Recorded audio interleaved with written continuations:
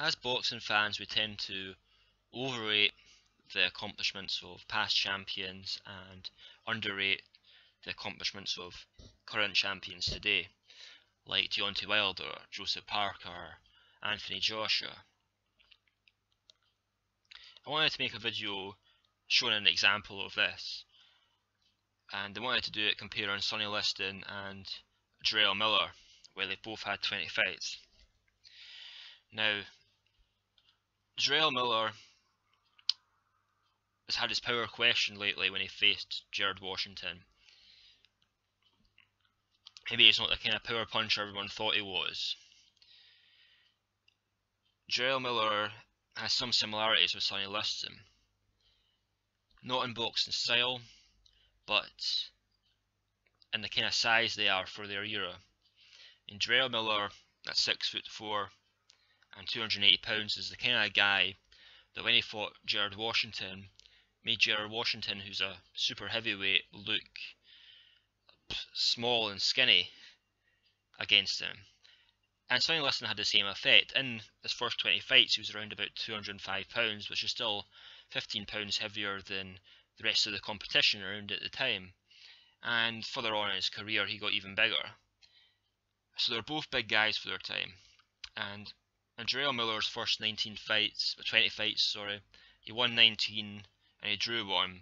And Sonny Liston's first 20 fights, he won 19 and lost 1. Jarrell Miller had 17 knockouts in his first 20 fights, which gives him a 85% KO rate.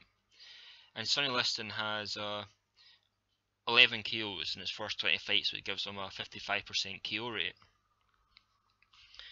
Now, that KO rate is probably quite good for his time. Sonny Liston, though, has a reputation of breaking sparring partners' ribs, sparring partners refusing to fight him, breaking eye sockets, putting people to hospital in the ring. And some of these stories are probably true, but a lot of it's very exaggerated as well, especially when he has something like a 55% KO rate in his first 20 fights.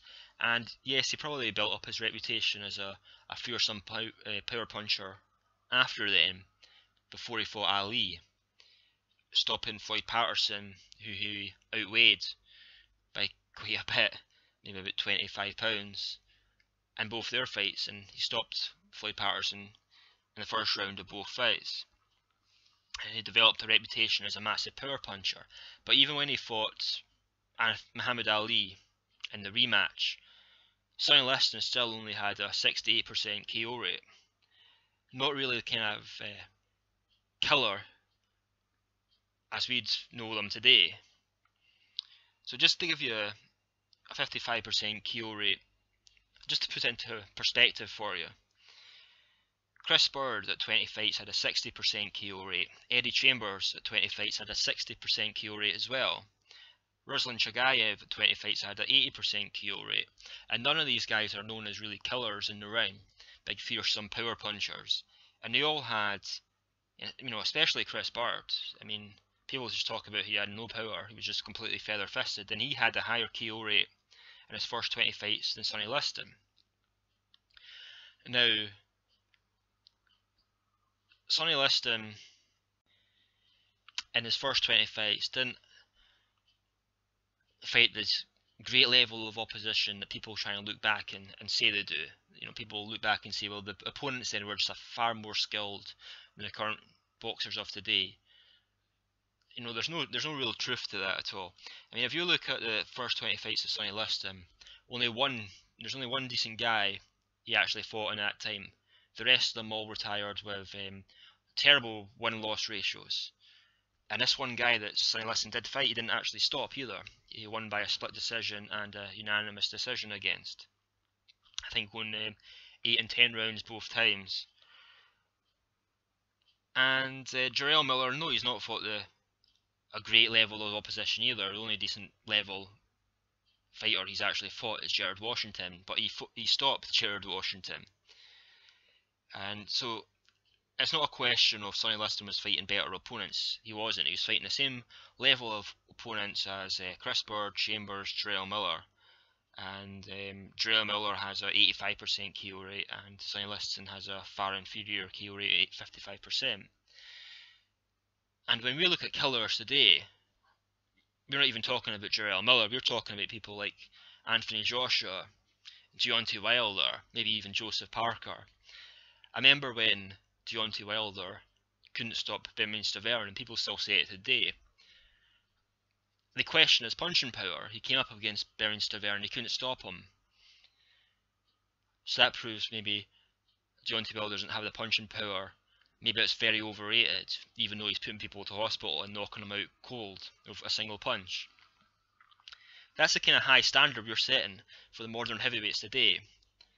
And we don't give them the same credit that we gave past champions. They didn't achieve nearly that kind of level of power.